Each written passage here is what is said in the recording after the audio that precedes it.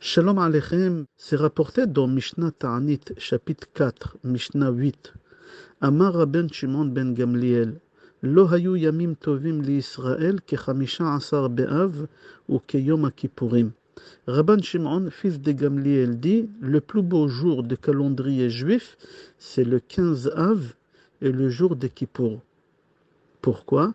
Sheba'en bnot Israël yotzot bekli lavan she'ulin. Car les jeunes filles d'Israël y sortaient dans les champs avec des robes démariées, empruntées. Ça leur appartenait pas. C'est bizarre pourquoi il fallait s'emprunter. La Mishnah, elle continue et elle dit Ubnot Yerushalayim yotzot verogdot bakramim.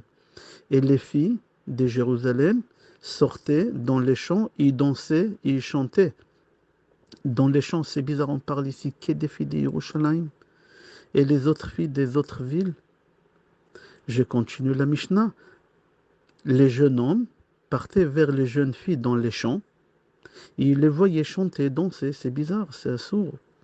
Et les jeunes filles disaient aux garçons Bachour, sana enecha ur'e ma'ata borer lecha. Al titen enecha banoi, ten enecha bamishpacha. Et là, les filles font le moral aux jeunes hommes. Jeune homme, arrête de regarder la beauté, arrête de regarder le physique, arrête de regarder tout ce qui est matériel. Arrête d'être focalisé sur ça. Regarde la valeur des familles, d'où on vient, l'éducation qu'on a eue. Jusqu'ici, c'est la Mishnah. Cette fête-là, Tou B'Av, c'était une fête religieuse à l'époque des Beth Amikdash. C'était un jour de joie énorme, comme on vient de lire la Gemara. Mais de nos jours, aujourd'hui, ils ont rendu cette fête religieuse une fête laïque, qui tourne autour de l'argent et de la vulgarité. Et venez, on va développer cette Mishnah. Il faut comprendre, j'ai à peu près 9 questions sur cette Mishnah. Tout d'abord, pourquoi Tou B'Av, c'est un jour propice pour les femmes trouver leur mari? Comme ça, c'est marqué dans la Mishnah.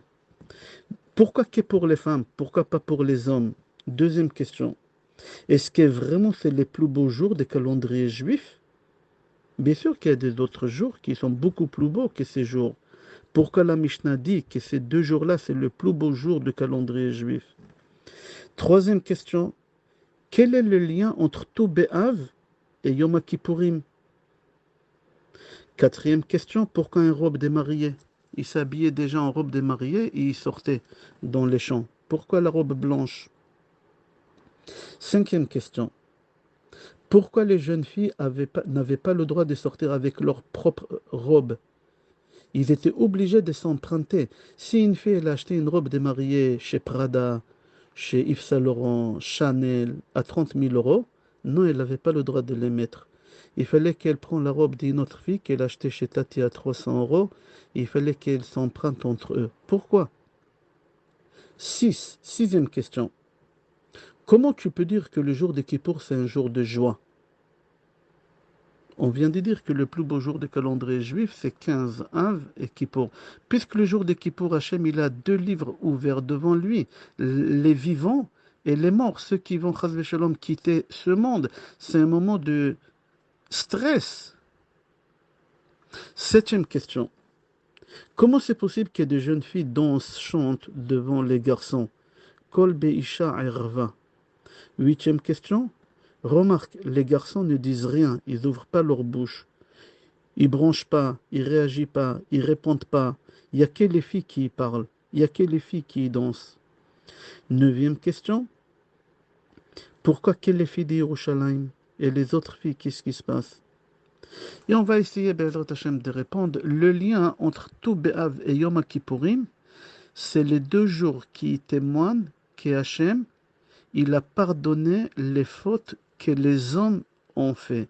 Je précise bien, les hommes, ils ont fait une faute à Tou B'Av et ils ont fait une faute à Kippour. À Tou B'Av, c'était un péché qui est lié à 9 Av. Tisha B'Av, les hommes, ils ont fauté. Comment? Les hommes, ils ont pleuré. Quand les explorateurs ils sont revenus d'Israël, le 9 Av, les hommes, ils se sont mis à pleurer. Aucune femme, elle a pleuré. Au contraire, les femmes, ils ont sorti, ils ont encouragé les maris. Mais non, Il ne faut pas baisser les bras, il ne faut pas être triste. La preuve, regarde les filles d'Etzlofrad. Parce que les hommes, ils ont pleuré le 9 Av, Akadosh Baruch Hu, il a fait coïncider que les deux Beth Amikdash, ils vont être détruits le 9 Av. Deuxième punition, tous les hommes, ils sont morts dans le désert. Aucun homme est rentré vivant en Israël. Et par contre, parce que les femmes, ils n'ont pas pleuré, ils n'ont pas fauté, aucune femme, elle est morte dans le désert pendant les 40 ans. Toutes les femmes, ils ont rentré en Eretz Israël. À part Myriam Anévia, la sœur de Moshe et de Aaron. Concernant la réparation de la faute des explorateurs, Akadosh Baruch Hu, il a accordé le pardon à tout Béav. C'était à la 40e année de la sortie d'Égypte. À tout Béav, les dernières 15 000 hommes qui devaient mourir, ils ne sont pas morts. 600 000 hommes meurent. Tous les ans à Tisha B'Av, ils creusaient leur tombe, ils rentraient les 600 000 hommes. Il y a tout ce qui sortait à part 15 000. Chaque année, c'était comme ça. La dernière année, à tout B'Av, Hachem, il leur a pardonné. Et les dernières 15 000, ils ont resté vivants. C'est-à-dire, tout B'Av, c'est un jour de pardon pour la faute des hommes. Kippour aussi. Bnei Israël, ils ont fait une faute. C'était le 17 Tammuz. Il n'y a que les hommes qui ont fait cette faute, pas les femmes. C'est la faute de Vaudor. Quand Moshe Rabbeinu il est descendu avec les tables de la loi, il ne nous a pas donné les tables de la loi, il les a brisées. Quand est-ce qu'on a reçu les tables de la loi? Quand est-ce Hachem il a dit je pardonne à Kippour, le jour de pardon? C'est-à-dire que les fautes que les hommes ils ont fait dans les déserts et pas les femmes, le pardon il a été accordé à tout Béav pour les explorateurs et à Kippour pour le veau d'or. Et c'est pour cela, c'est un jour de fête qu'est pour les femmes et pas pour les hommes, parce que les femmes, ils n'ont pas fauté. Ces deux jours-là, tout Béav et le jour de Kippour, c'est des jours de pardon. Et c'est pour cela, les femmes, ils étaient habillées en blanc. Le jour de Kippour, on est habillé en blanc. À tout Béav, on est habillé en blanc. Et c'est pour ça que les filles sortaient avec des robes blanches, tout simplement. Ça, c'est d'après le Pshat. Mais maintenant, moi, j'aimerais rentrer d'après le Sod. D'après le Sod, Yaakov Avinu, quand il a vu Rachel, il était d'accord de travailler 7 ans pour pouvoir se marier avec elle. Pendant 7 ans, chaque vendredi soir, chaque veille des fêtes, Yaakov il achetait à sa future femme Rachel une rose. Il lui marquait un mot. À ma future chère femme Rachel. Yaakov. Il signait Yaakov. Et tous les vendredis soirs, tous veille des fêtes, pendant 7 ans, Yaakov il donne à Lavan, Lavan c'est son beau-père, comme la robe blanche, pour qu'il donne à Rachel. Mais Lavan, c'est tordu là, qu'est-ce qu'il faisait? Il effaçait à ma future femme Rachel, il effaçait, et il marquait là-bas Léa. Chaque vendredi soir, à table de Shabbat, face à Rachel, Lavan, il prenait la rose et il disait à Léa, regarde qu'est-ce qui t'a envoyé ton mari, l'Ichvot Shabbat. Rachel, elle regardait ça, elle souffrait, mais elle se taisait. Elle disait rien du tout. Elle ne voulait pas faire du mal à sa sœur. Elle ne voulait pas renverser la table de Shabbat. On va avancer. 7 ans après, le jour de mariage, il dit le Ben Ishraï, que Lavan, il a fait en sorte que le mariage il sera tout Béav vendredi, comme cette année. Là, dans 3 jours, Be'ezrat Hashem, vendredi, tout Béav. Yaakov, il s'est marié avec Rachel à tout Béav, vendredi soir. Mais Lavan, il a éteint les lumières par des goïms. Il a fait exprès pour qu'Yaakov ne puisse pas demander de rallumer les bougies. C'est Shabbat, on n'a pas le droit. Et dans l'obscurité, Yaakov, il n'a rien vu qui se trouve sous la choupa. Et dans le noir, Lavan dit à sa fille Rachel, enlève ta robe blanche et prête-la à Léa. Toi, tu vas te marier avec lui plus tard, ne t'inquiète pas, mais prête ta robe. Je précise bien, prête ta robe blanche à ta sœur Léa. Rachel, elle pouvait faire un scandale. Yaakov, il était à 3 mètres. Elle pouvait crier, mais elle n'a pas voulu faire honte à sa sœur. Elle a prêté à sa sœur sa robe. Tout ça, c'était vendredi soir, tout béhave, comme cette année. Maintenant, on va comprendre toute la Mishnah, Be'ezrat Hashem. Pour réveiller chez Hashem les mérites de Rachel Imenu, qu'elle a donné son mari à sa sœur. Et pas seulement son mari, elle a donné à sa sœur. Elle a donné à sa sœur tout le peuple juif, parce que Rachel, elle savait, si elle se mariait avec Yaakov, les 12 tribus sortent d'elle. Pas seulement elle lui a donné son mari, elle lui a prêté sa robe de mariée, la robe blanche. C'était tout béhave, et c'est pour cela à tout béhave. Les jeunes filles, ils sortaient avec des robes blanches prêtées. Ils se sont empruntés.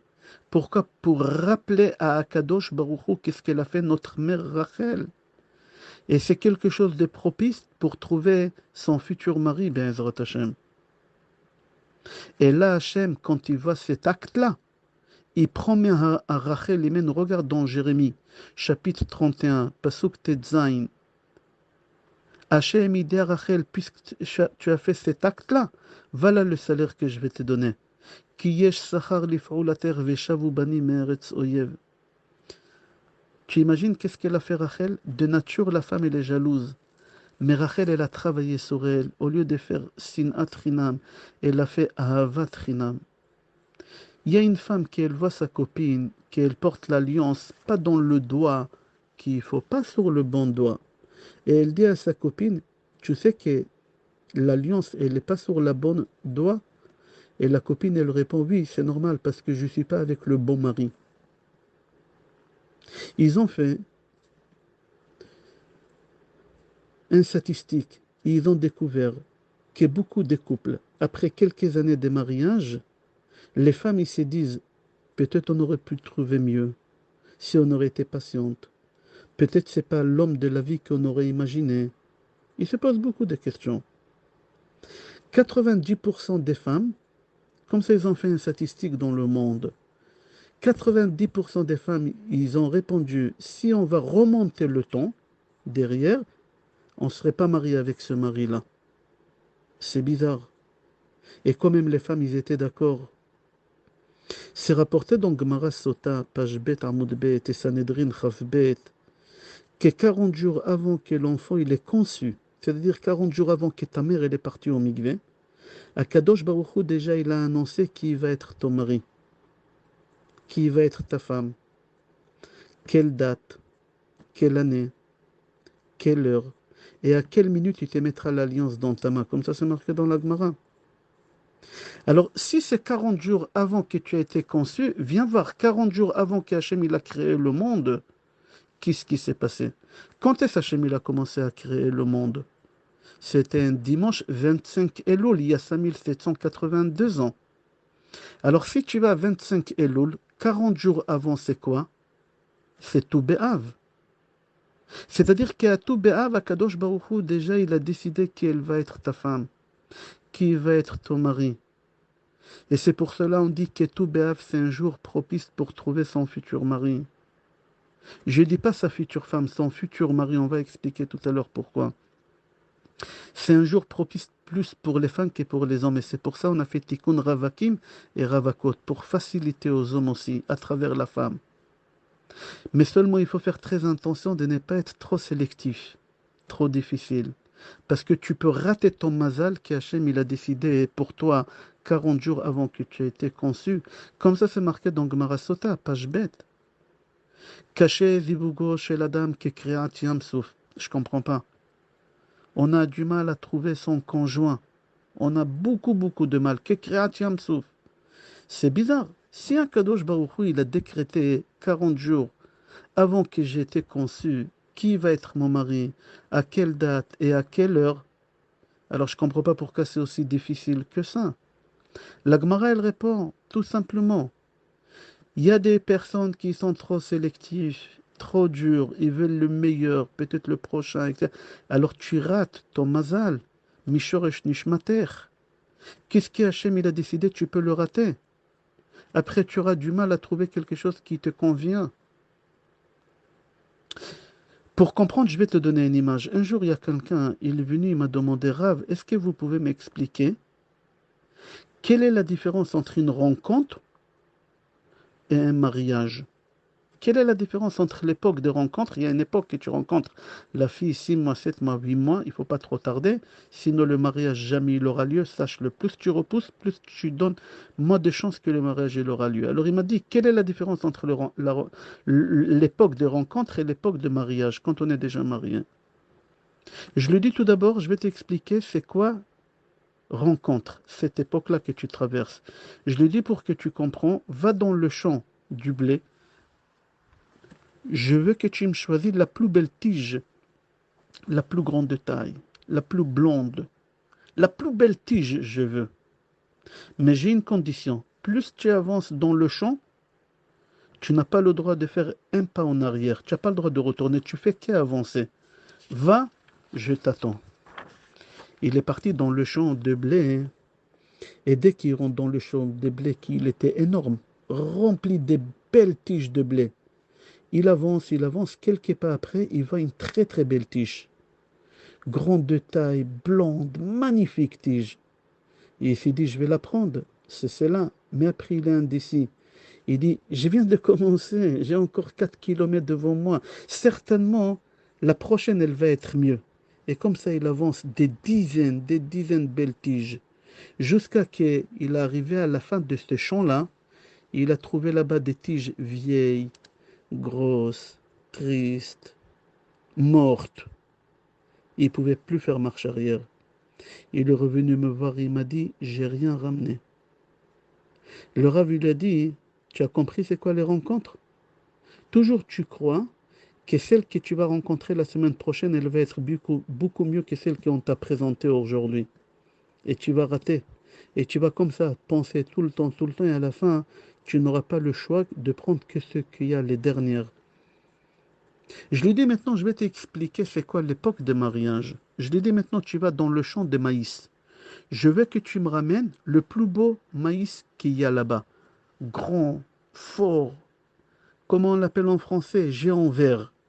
Et la règle, toujours, c'est la même chose. Tu ne fais pas marche arrière, même pas un seul pas. Il m'a dit d'accord.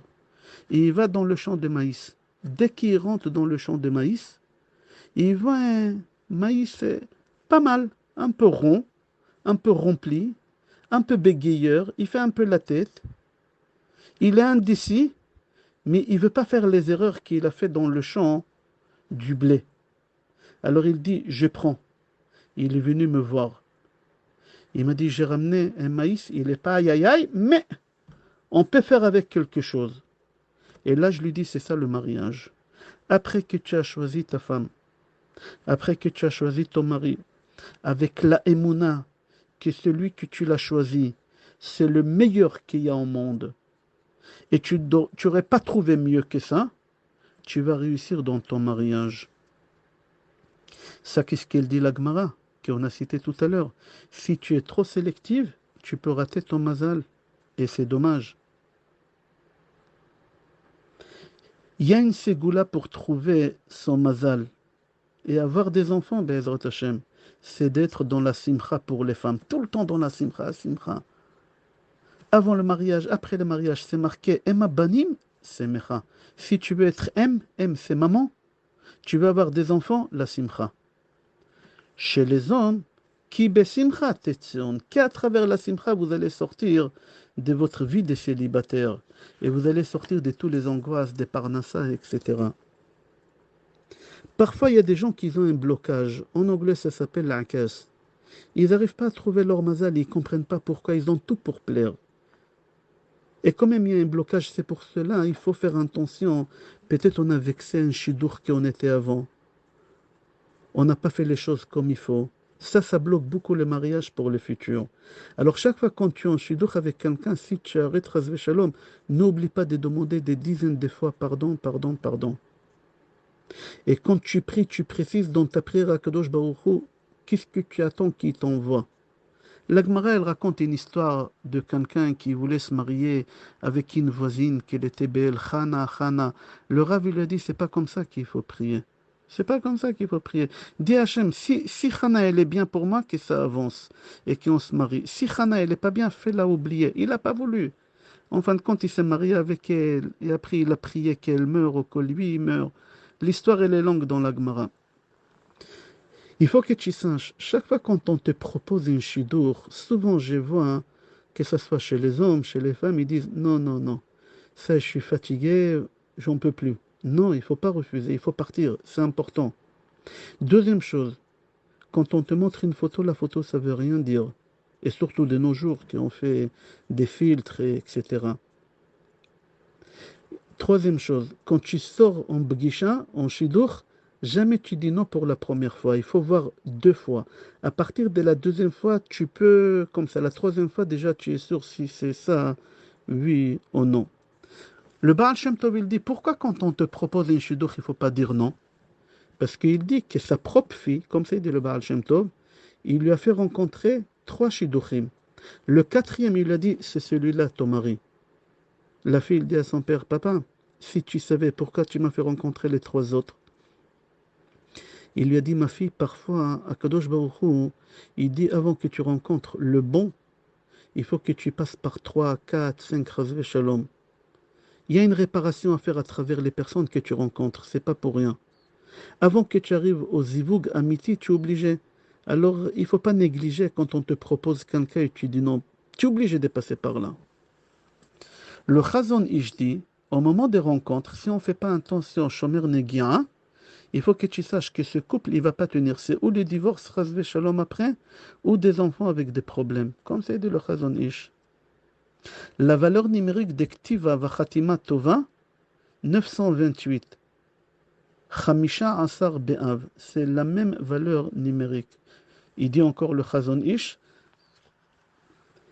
Il y a une seule joie dans la vie qui on dit Baruch Elohenu She'asimcha Bim'ono. Qui on dit à Kadosh Baruch Hu, merci de nous faire fêter la fête chez toi à la maison. C'est quand? Le mariage. Chaque fois quand il y a un mariage, le mariage il se déroule dans la maison des Hachem. Chaque fois quand tu sors en shidduch avec quelqu'un, vous êtes dans un lobby. Vous croyez que vous êtes dans un lobby, mais vous êtes chez Hachem. Qu'est-ce qui se passe en bas? Chez Hachem, ça se passe exactement la même chose avec vos neshamot. C'est pour ça qu'il faut faire attention des négiens. Comment tu vexes Hachem? Tu es chez moi à la maison et tu transgresses qu'est-ce que je dis? Toutes les créatures qu'Hachem il a créées dans le monde, Hachem il a créé par couple. La seule personne au monde qu'Hachem il a créée seule, c'est Adam. Les animaux par couple, même les jours, dimanche marié avec lundi, mardi avec mercredi, jeudi avec vendredi, samedi avec Am Israël. On a parlé déjà de ça hier. Akadosh Baruch Hu, qu'est-ce qu'il a dit quand l'homme il est seul? Lotov et Eyot Adam Levado. Lotov, c'est pas bien. Hachem il reconnaît l'erreur, si on peut dire Chazve Shalom. C'est pas bien que l'homme il soit seul. Le Ramban dit qu'Akadosh Baruch Hu, il a créé Adam seul exprès pour faire comprendre aux hommes, parce qu'il y a des hommes qui se prennent pour Alain de loin, il y a des filles qui se prennent aussi pour Claudia Chiffon, je ne sais pas comment elle s'appelle. Akadosh Baruch Hu, il a créé l'homme seul pour lui dire, il n'y a personne au monde qui pourra t'aider à part cette femme que tu as. L'homme, il a cherché Adam, il a cherché Adam, il n'a pas trouvé Chava jusqu'à qu'Hachem, il a pris une partie de lui, une côte de lui, il l'a donnée. C'est pour ça qu'on dit il a la côte avec les filles. Hachem, il a fait exprès pour lui faire comprendre, il n'y a personne au monde, il n'y a que celle que je te donnais. Tu peux chercher dans le monde entier, tu ne trouveras pas mieux que celle que tu as. Eshet Nehorim, la première femme. C'est rapporté dans la Gemara quand Hachem, il a ramené Chava chez Adam. Hachem, il aura célébré Choupa avec Kiddushin. Les invités, c'était des Malachim. Sous la choupa, c'est Hachem qui a fait la bracha. C'est ça qu'est-ce qu'on dit aujourd'hui sous la choupa. Comme celui qui t'a créé Hachem, il t'a fait la simcha began eden mikedem avant. Hachem, il a fait un choupa avec Kiddushin à Adam et Chava. Les invités, c'était les malachim. Le messadir choupa avec Kiddushin, c'était Kadosh Baruch Hu. Hachem, il a attrapé le verre de vin dans la main. Il a fait les sheva brachot. Dans la Gemara, c'est marqué Amarav Yehuda. que les témoins, c'était Michael et Gabriel qui ont signé sur la Ketouba. La Gemara, elle te dit, homme, n'y sois pas trop sélectif. Il y a des hommes qui sont trop sélectifs. Regarde Gemara Yebamot, page Samer Gimel Amud Aleph. Là-bas, la Gemara dit, Nachit darga venasiv iteta, sak darga ou bechar lach shujvina. C'est-à-dire, baisse-toi de niveau et cherche une femme. Ne cherche pas une Tunisienne blonde aux yeux bleus, ça n'existe pas. Il n'y a qu'en Suède des femmes comme ça. Arrête. Ça, qu'est-ce qu'il dit la Gemara? Nachi darga, arrête de chercher des choses qui n'existent pas. Regarde Rashi, qu'est-ce qu'il explique là-bas. Un jour, il y a quelqu'un qui l'a dit à Chazon Ish, j'ai refusé un shidur parce qu'elle était petite de taille. Elle a toutes les qualités qu'on peut imaginer chez une femme. À part la taille, elle est petite. Le Chazon Ish, il a dit, mais même un diamant, il est petit. Et ça vaut très cher. C'est une erreur. Concernant le mariage d'Yitzhak et Rivka, c'est marqué dans la Torah, dans Sefer Bereshit, chapitre 24, pasuk 67. Regarde l'ordre, comment ça doit être chez toi. Comme chez Yitzhak et Rivka. Vaikach et Rivka, vatiyelo li isha. Il a pris Rivka, il s'est marié avec elle, et après c'est marqué Vaye'avea. L'amour, ça se construit. L'amour, ça se construit. Il n'y a pas le coup de foudre. Au début, c'est la foudre, et après, c'est le coup qui vient.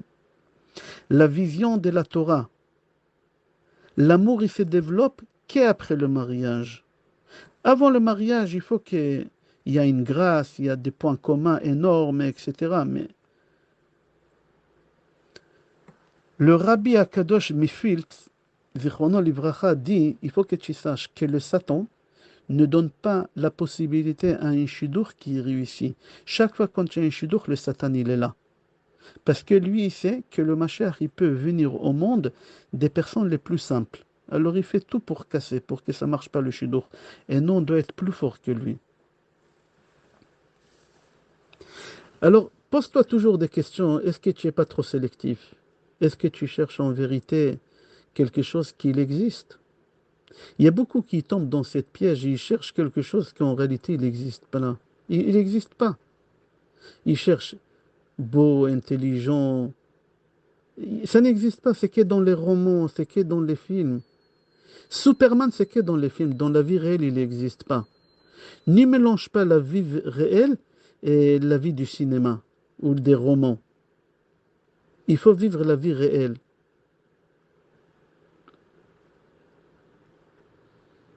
Souvent, c'est arrivé que dans des rencontres, première rencontre, non.